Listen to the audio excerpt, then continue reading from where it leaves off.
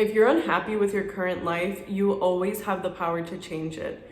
And all of your past actions have led you to where you are now. So in order to get whatever future you want, you just have to align your actions to that future. For the longest time, I knew that I wasn't really satisfied with how my life was. I wasn't really feeling fulfilled, and I knew that I wanted something to change, but I just wasn't doing anything about it. And the thing that finally helped me make a change was my life becoming so unbearable and so uncomfortable that it was easier to face the discomfort and to make a change instead of living in this same reality that I was living in. And so if your life is really uncomfortable right now, if your life is really undesirable right now, that's actually a huge advantage, because you can use that as motivation, you can use that as inspiration to fuel you to make a change in your life. But if not, you can still use discomfort to fuel you and simulate discomfort by thinking about, if you continue your life the way that you are now, where will you be in 5 years? Where will you be in 10 years? Where will you be in 20 years? And think about the negative aspects of continuing life the way that you are now, and if you're gonna be happy with where you're at if you make no changes.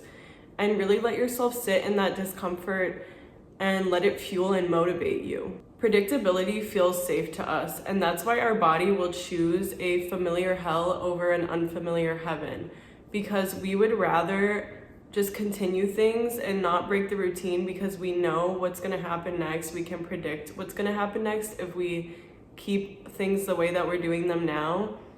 So discomfort is sometimes really necessary to get you to be able to push past the fear and the feeling of not being safe that might come from making changes in your life. Your brain, your subconscious, is always just trying to help you survive and feel safe, but you have the power to override that and to create whatever life you want. First, you have to decide what you want. What would your dream life look like? What would a day in your life look like? What would your dream identity be? What would you do if you knew that everything was gonna work out for you and if you had no fear?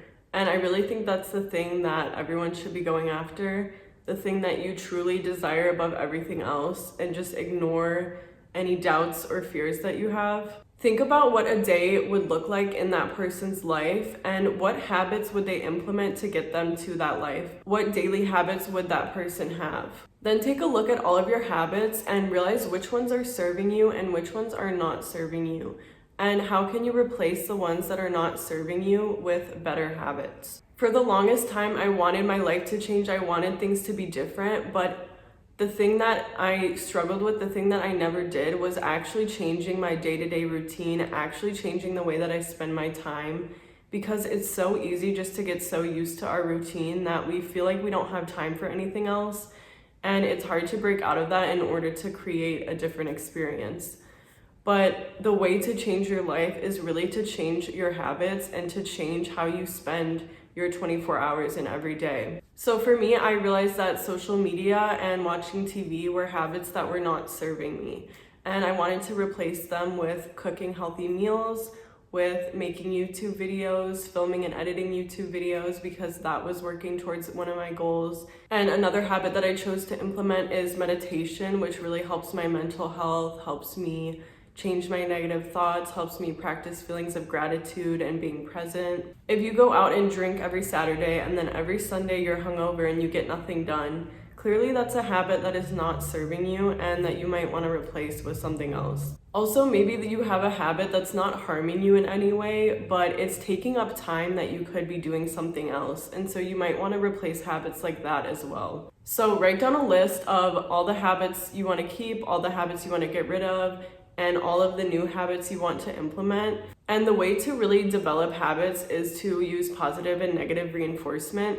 So when you engage in habits that you are desirable and that are helping you, you want to positively reinforce yourself and really emphasize to yourself the positive feelings that you're having, the positive results that you're seeing. And then when you engage in negative habits, do the opposite. So really become aware of how that habit is not serving you, how it's not making you feel good, it's not doing anything positive for your life, and let it make you feel bad a little that you could have been doing something else. Because that's how you're ultimately going to get rid of the habit, is when you stop getting a positive result from it, when you stop getting positive reinforcement through feeling good, through certain neurotransmitters firing. I really recommend setting yourself up for success in the mornings. Starting your morning on your phone is the worst thing you can do for your focus, for your motivation, for just everything. Going on your phone in the morning is really gonna mess up your focus. It's going to create feelings of stress and anxiety and urgency throughout your entire day. And it's going to make your brain crave more dopamine throughout the day because now your brain is used to a certain level of dopamine, and it's gonna make you keep wanting to get that through social media or whatever it is. So I always put my phone in a different room when I go to sleep, and this is honestly so life-changing. Like, you will notice a huge difference if you're not being overstimulated in the morning or in the first part of your day. When I'm really trying to be productive and get work done, I don't consume anything in the mornings, maybe some positive affirmations, but I won't consume any type of media in the morning because it does kind of mess up your focus, and then you crave a certain amount of stimulation. Whereas if you're doing something that requires like having ideas, writing, filming, speaking, it's so helpful to not consume anything when you're trying to engage in that creative process. Remember that you have free will, and that if you're engaging in activities that you know you don't want to be doing, you're letting your subconscious mind control you. And if you find yourself in that situation, just remind yourself, I have free will, I have the power to do whatever I want to do, and I can choose to override this. And sometimes I find myself in the mornings just wanting to lay in bed, not wanting to get out of bed, and I just remind myself, I have free will, I want to get up and start my day, so I'm gonna do it. Another thing I highly recommend implementing into your life is visualization. And so many successful people and some of the world's best athletes use visualization to create their desired reality. Always be visualizing the life that you want, or at least take some time every day to visualize your dream life, your dream identity. There's even been studies where people visualize themselves working out or weightlifting, and they gain muscle simply from the act of visualization, and they don't even need to work out at all. Our minds are so powerful. Visualization is so powerful. It's gonna help you connect to that version of yourself and be able to get the ideas and the inspiration needed in order to get you to that goal of yours. And it's gonna help you believe that it's possible and help you feel happy and good every day. It can be really helpful to become aware of your negative thoughts and your limiting beliefs and to try to change these things. I believe that our beliefs create our reality and that our beliefs are reflected back to us. But from a scientific perspective, we have something called a confirmation bias, where you are going to notice the things that confirm whatever beliefs you have, and you're gonna ignore the things that don't. So if you believe that you have really bad luck, you're gonna notice and take in all the information that confirms that you have bad luck and really be aware of all the times that you have bad luck. But the times that you have good luck, you're gonna just write it off, you're just gonna ignore it, you're not gonna notice it. And so by changing your beliefs, you'll start to notice the positive things that are happening to you and the things that are confirming to you that you are capable of doing great things and that you are capable of creating the life that you want. And try to be more positive and see if you can be open to all of the possibilities of your life and being open to amazing things happening for you. As you go through this process, I think it's also so important to let yourself feel your emotions and not repress your emotions. When we repress our emotions, our body actually perceives it as a form of stress. And then this is when we end up with triggers and with extreme emotional reactions and fears and feeling like we're scared of certain situations, is because we repress our emotions, and then our body thinks, oh, I can't handle this experience, or I'm scared of this experience and I want to avoid it. But if you can really train your body to actually let yourself feel your emotions fully and then return to a state of neutrality through not using any unhealthy coping mechanisms, then over time you're going to not have triggers anymore, and you're not going to have as extreme emotional reactions to things. And this can really help you heal a lot of different mental illnesses. And I have a processing emotions workbook that you can buy on Amazon or on my website that will really help you through this process and help encourage you to feel your emotions every time that you're having one.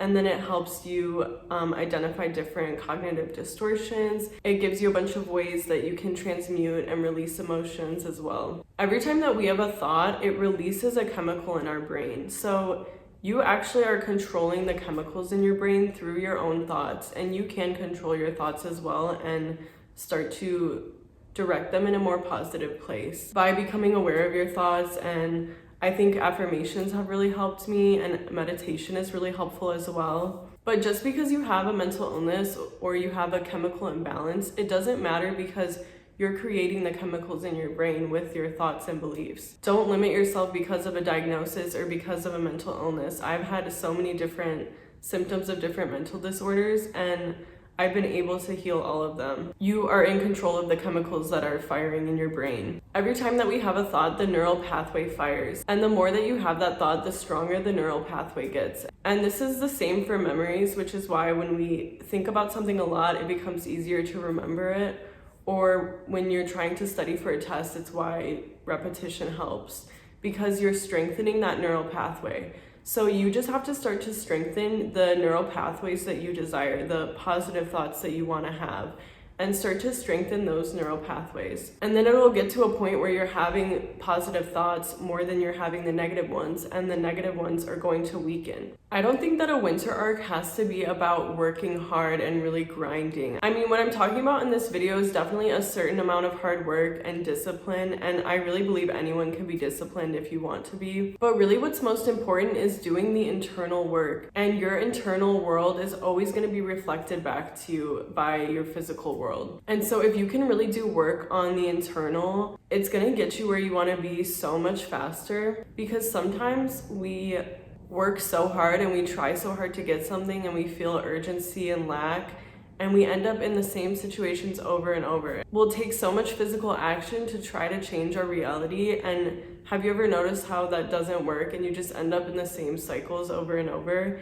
It's because you actually need to change internally, and you trying really hard and you taking a bunch of physical action is not the way to attract your desires to you. So really focus on changing internally and healing internally, and your external world is going to change to reflect that. I still think it's great to take physical action towards whatever goals you have, but you don't have to do it in such a way where you're working so hard, you're overworking yourself, you're always trying new things to try to make money or whatever it is.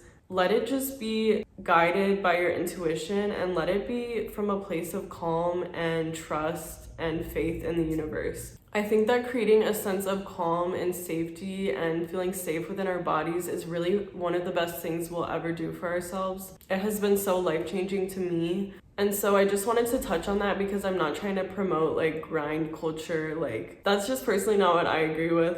Like, it's great to work towards what you want, to take action towards your goals, but you don't have to do it in a way where you feel super stressed out and super pressured. Just enjoy the process and know that as long as you're headed in the right direction, it doesn't matter how long it's going to take you to get there. As long as you are pointed in the right direction and you're taking the actions to become the person that you want to be and to have the life that you want to have, eventually you're going to get there. And just let yourself enjoy the process. You have everything that you need within you. You have everything that you need to change your life, to live the life of your dreams already within you. You just have to remember that and tap into it. Remind yourself what it is that you want and what it is that you don't want, and just keep going until you get what you want. Use what you don't want as motivation. Use your discomfort as motivation. If you just keep consistently working towards your goals and taking steps towards your goals, eventually you will be successful and get everything that you desire. Thanks so much for watching. I hope you enjoyed this video, and I'll see you in my next one.